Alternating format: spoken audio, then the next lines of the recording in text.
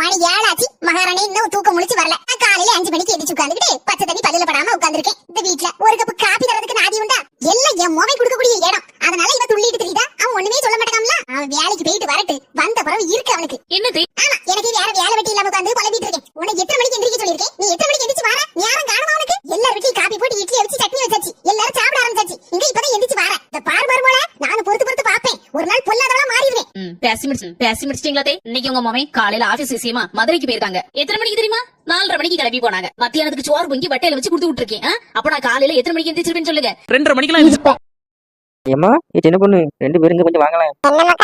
என்ன விஷயம்? அம்மா என்ன வேலை விஷயமா வேற ஊருக்கு மாத்திருக்காங்கம்மா. நான் நாளைக்கே வேற ஊருக்கு கிளம்பணும். என்னமாக்கா எப்படி சொல்ற? எந்த ஊருக்கு போற? அம்மா என்ன திருச்செந்தூர்ல இருந்து திண்டுக்கல் தூக்கி போட்டுருக்காங்கம்மா. தூக்கி போட்டுருக்காங்களா?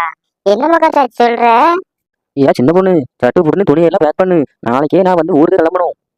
ஆமாம்மா எனக்கு நேரம் இல்ல. நாளைக்கே என்ன அங்க வர சொல்லியிருக்காங்க. இன்னைக்கு நைட்டே நான் கிளம்பணுமா? சரி மக்களே கிளம்புங்க. மருமவளே என் மோன் துணி மணி எல்லாம் பேக் பண்ணி கொடு.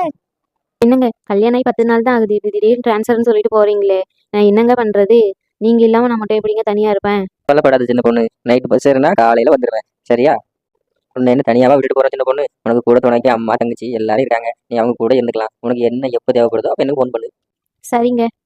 என்ன வேலை விஷயமா திண்டுக்கல் போறீங்களே, நீங்க வரும்போது எனக்கு என்னென்ன வாங்கிட்டு வருவீங்க?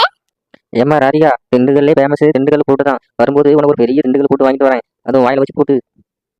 ஏம்மா பாத்தியாமா உன் பேசுற பேச்ச? வர வர அண்ணன் கல்யாணம் ஆனதுக்கு அப்புறம் சுத்தமா மாறிட்டாமா. ஏமா ராதிகா உனக்கு உன் கவலை. நான் கண்டிப்பா அங்கிருந்து வரும்போது உனக்கு ஃபோன் பண்ணுவேன். அப்போ உனக்கு என்னெல்லாம் வேணுமோ சொல்லு, எல்லாத்தையும் வாங்கிட்டு வந்துடுவேன். சரியாமா ராதிகா? என் அண்ணன்னா அண்ணன் தான். சரி மக்களே, பார்த்து போயிட்டு வாங்க மக்களே. அங்க போயிட்டு நல்லா வேலை செய்யுங்க. சரியா? போய் சேர்ந்த உடனே அம்மாவுக்கு ஃபோன் போட்டு வரணும். என்னையா? சரி நான் பார்த்து போயிட்டு வரேன். நீங்க எல்லாரும் ஒழுங்கா இருந்துக்காங்க. சரியா? ஊருக்கு போயிட்டு ஃபோன் பண்ணுதேன்.